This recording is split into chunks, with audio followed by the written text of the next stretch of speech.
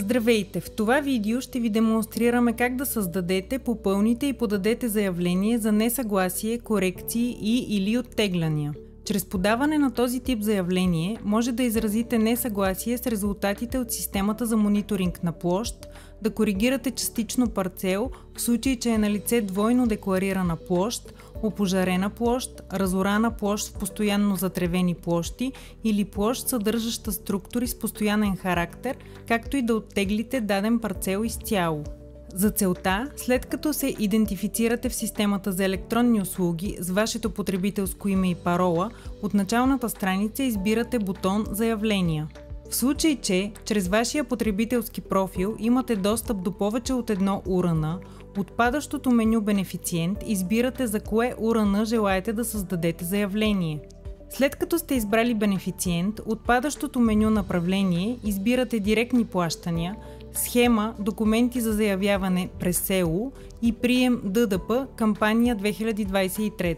Ако за кампания 2023 нямате подадено заявление за подпомагане чрез системата за електронни услуги, а сте извършили подаване в офис на Общинска служба земеделие, на екрана ви следва да се визуализира съобщение "Няма намерени данни", или ако имате създадени записи, техният статус следва да е архивирано, невалидно.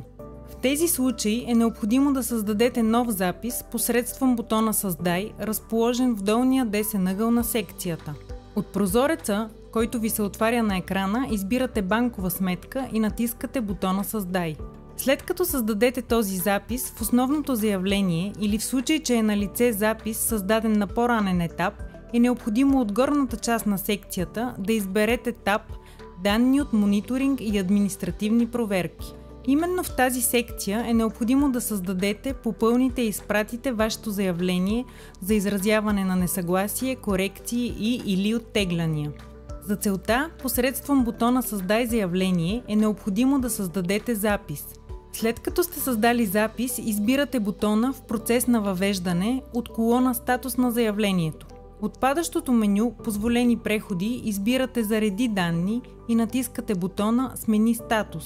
По този начин парцелите, за които имат данни за установени несъответствия от системата за мониторинг на площ, както и парцелите с наличие на двойно декларирани площи, автоматично ще се заредят в съответните секции от вашето заявление за несъгласие, корекции и/или оттегляния. След като сте заредили данните, е необходимо да достъпите секциите посредством бутона Редакция, разположен в колона Документ. В горната част на страницата, която ви се визуализира на екрана, се съдържа поле, посредством което е необходимо да прикачите генерираното от системата заявление. За да генерирате файл, който в последствие следва да бъде подписан от вас и прикачен обратно в системата, е необходимо да пристъпите към попълване на информацията в следващите две секции, в зависимост от това дали желаете да изразите несъгласие или желаете да коригирате оттеглите парцели. В първата секция "Резултати от мониторинг за несъгласие" се зареждат само парцелите от вашето заявление, за които има поне един критерий с установено несъответствие – червен или да. Посредством бутона, разположен в началото на всеки ред от таблицата, може да достъпите резултатите си от системата за мониторинг на площ за всеки отделен парцел. Информацията е разделена в три секции. Секция "Общи данни", обединяваща базова информация за декларирания парцел, секция "Мониторинг", в която са поместени констатациите по отделните критерии за проверка, и секция "Доказателствени материали". За да изразите несъгласие за дадена констатация, е необходимо в полето, разположено под резултата за констатацията, да изберете "Да" и да запазите посредством бутона "Съхрани". До името на всеки критерий има иконка, съдържаща помощен текст и обяснение на критерия и несъответствието. Системата ви дава възможност да изразите несъгласие по повече от един критерий на ниво "Деклариран парцел". В полето за доказателствени материали може да прикачите геолокализирани снимки и/или сканирани документи, които според вас имат доказателствена стойност в подкрепа на изразеното несъгласие с резултата от автоматичната процедура. Най-целесъобразно е прикачването на геолокализирани снимки, които показват състоянието на парцела, за който се изразява несъгласие. За целта е необходимо заснемащото устройство да има възможност за запис на координати и тази опция да е активирана по време на снимане. Информацията относно секция "Резултати от мониторинг" за несъгласие може да попълните и посредством бутона "Табличен изглед", където ви се предоставя възможност за въвеждане на данни за всички парцели едновременно.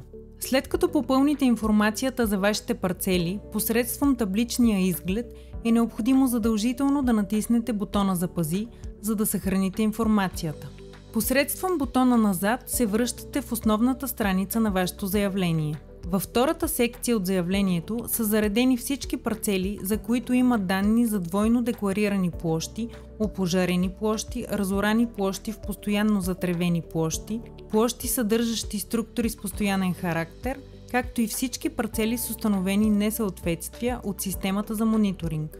Посредством бутона, разположен в началото на всеки ред от таблицата, може да достъпите данните за всеки отделен парцел. Страницата е разделена на две секции. Секция "Общи данни за парцела" и секция, в която ви се предоставя възможност да коригирате частично парцела, като оттеглите само площта с констатирано несъответствие или да оттеглите напълно парцела. След като маркирате желаното от вас действие, е необходимо да запазите информацията посредством бутона "Съхрани", разположен в долния десен ъгъл на страницата.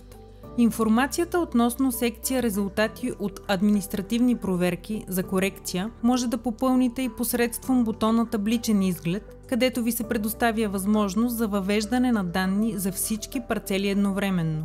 След като попълните информацията за вашите парцели посредством табличния изглед, е необходимо задължително да натиснете бутона "Запази", за да съхраните информацията. След като окончателно сте попълнили информацията във всички приложими за вас секции, е необходимо посредством бутона "Назад" да се върнете до страницата за управление на вашето заявление и да натиснете бутона "Преглед за валидност", разположен в колона "Операция действие".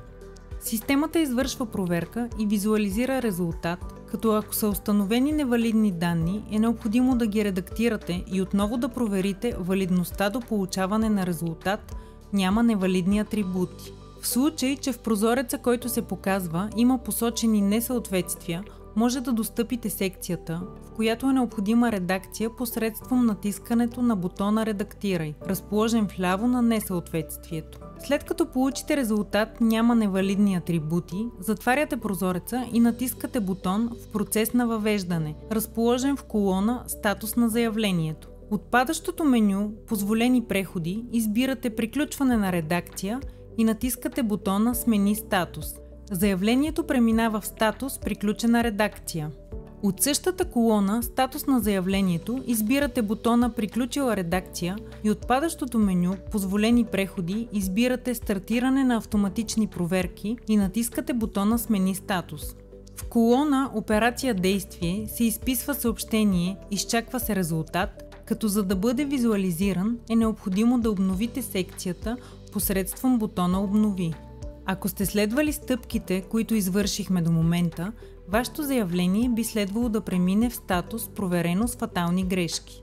Списъкът с грешки може да достъпите, като от колона "Документ" изберете бутона "Преглед" и след това изберете последната секция "Грешки от автоматични проверки" и натиснете върху моливчето.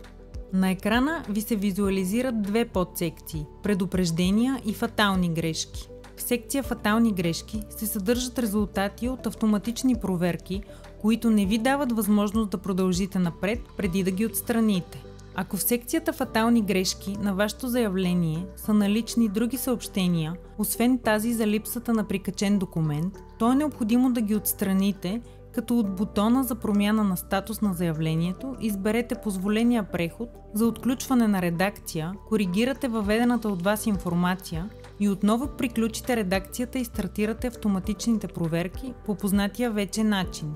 Ако в секцията с "Фатални грешки" на вашето заявление е налице само грешката, не са прикачени задължителни документи, то може да продължите напред към генериране на файл за подпис. За целта, от секцията, разположена вляво на вашия екран, избирате "Данни от мониторинг и административни проверки" и натискате бутона, разположен пред надписа "Заявление". Отваря ви се секция, в която е наличен бутон печат, след натискането на който ви се отваря прозорец с линк за сваляне на файла, съдържащ попълнената от вас информация. След като натиснете върху линка, на вашия локален компютър се сваля файл в PDF формат. Именно този файл следва да подпишете с квалифициран електронен подпис или ако не разполагате с такъв, да го разпечатате, да го подпишете на ръка и да го сканирате. След като разполагате с електронно подписан файл или с сканиран файл, подписан на ръка, е необходимо посредством бутона "Проверено с фатални грешки" от колона "Статус на заявлението" да изберете прехода "Отваряне за редакция" и да натиснете бутона "Смени статус". Посредством бутона "Редакция" от колона "Документ" достъпвате вашето заявление и в полето "Сканиран файл" за резултати от административни проверки за корекция прикачвате вашия подписан файл. За да прикачите файл, избирате бутона "Приложи файл". В прозореца, който се отваря на екрана, натискате върху бутона, разположен срещу надписа "Файл", намирате съответния файл от вашия локален компютър, избирате го и натискате бутона "Open", след което натискате бутона "Качи файл". На екрана се извежда съобщение "Успешно качване на файл", като посредством бутона "Назад" е необходимо да се върнете в основната секция и да натиснете бутона "Съхрани", разположен в долния десен ъгъл на секцията.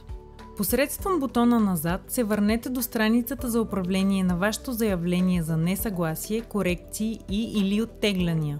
Натискате бутона "В процес на въвеждане", разположен в колона "Статус на заявлението", и от падащото меню "Позволени преходи" избирате "Приключване на редакция" и натискате бутона "Смени статус".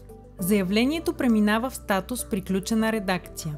От същата колона "Статус на заявлението" избирате бутона "Приключила редакция" и от падащото меню "Позволени преходи" избирате "Стартиране на автоматични проверки" и натискате бутона "Смени статус". В колона "Операция действие" се изписва съобщение "Изчаква се резултат", като за да бъде визуализиран е необходимо да обновите секцията. В случай, че вашето заявление е без грешки, може да пристъпите към изпращането му за зареждане в ИСАК. За целта натискате върху бутона, разположен в колона "Статус на заявлението", и от падащото меню "Позволени преходи" избирате "Изпращане за ръчно зареждане в ИСАК" и натискате бутона "Смени статус". Заявлението преминава в статус "Чакащо ръчно зареждане в ИСАК". В случай, че сте изпратили вашето заявление, но желаете да извършите промени по заявените от вас данни, в периода на приема ви се предоставя възможност да отворите заявлението си за редакция, да редактирате желаната от вас информация, като задължително условие е да генерирате, подпишете и прикачите отново файла и да преминете през всички извършени до момента стъпки до получаване на статус "Чакащо ръчно зареждане в ИСАК". В противен случай не бихте имали валидно подадено заявление за несъгласие, корекции и/или оттегляния. След края на периода на прием на заявления, когато служител на Държавен фонд "Земеделие" успешно зареди изпратените от вас данни, вашето заявление ще премине в статус "Редактирано в ИСАК". Ако това видео ви е било полезно, може да се абонирате за канала на Държавен фонд "Земеделие", за да може видеоуказанията, които публикуваме, по-лесно да достигат до вас.